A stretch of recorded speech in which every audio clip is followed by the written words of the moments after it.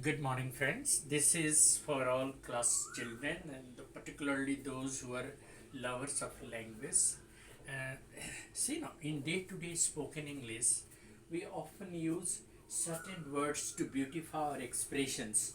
What happens that we use sometimes adjectives and pronouns to beautify our expressions. For example, suppose you are talking to a friend and say that, well, I have a black horse and you have a white. Now what? What will you say? Will you say a white horse? No.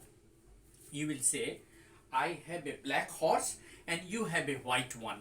So singular one, one, and plural ones will replace the noun.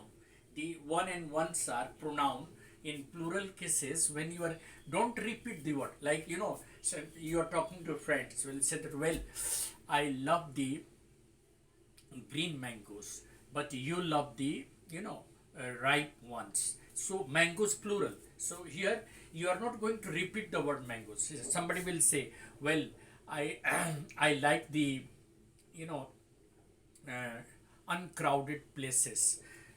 You like the crowded ones. So places plural. So ONES. So while you are speaking, you are not going to use all the time the same noun at the repeated way. It will be just an ugly expression. So beautifying the expression, you can say that I like the intelligent students, you like the dull ones.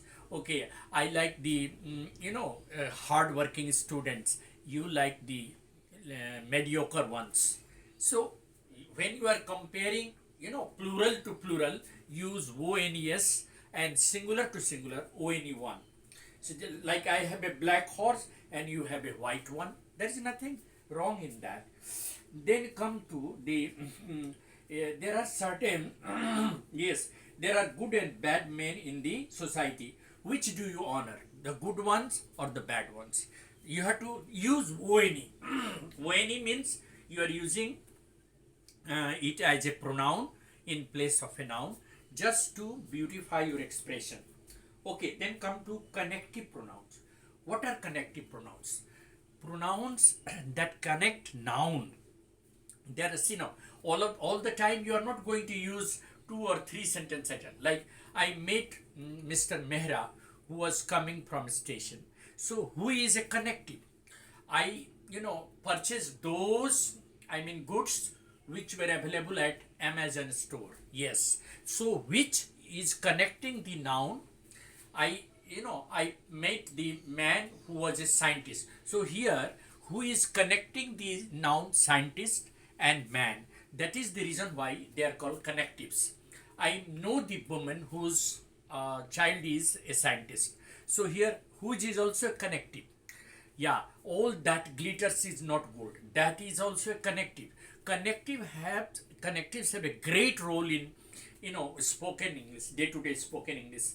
You cannot really beautify the spoken English unless you are using connectives. Yes, those who work hard are always going to be successful. Those is here a connective. Those who believe in God are always happy. Those who love mankind are always loved by everyone. Those who are humanitarian are always loved by everybody. Then certain phrases are also there, like a little rather, somewhat. Yeah, I will talk to you, yes, in this matter a little rather, and not just now, after some time. This gives you somewhat in another moment. A little while means for a short time. He was with us for a little while. He came from London. He was with us for a little while, not for a long time. For a little while, he was there. We discussed the matter for a little while. We didn't discuss it in detail. Little or nothing means hardly anything. He hadn't anything to speak. He had little or nothing to speak to us.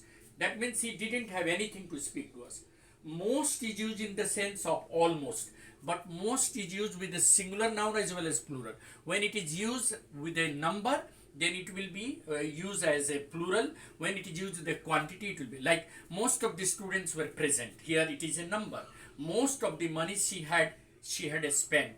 That is here a quantity. So most can be a quantity as well as like most of the cases of COVID-19 now are being cured. The cases are on decline. Most of the cases are on decline. This is a countable number. Most of the boys are absent in the class. That is a number. Most of the money had been spent, quantity. And most is sometimes also used as adverb, like what are worrying you most, many more, most, like that. It is now adverb. What are worrying you most, what are making you worried most, like that. So this is the way when you are speaking or somewhere, you have to beautify your expression using pronouns.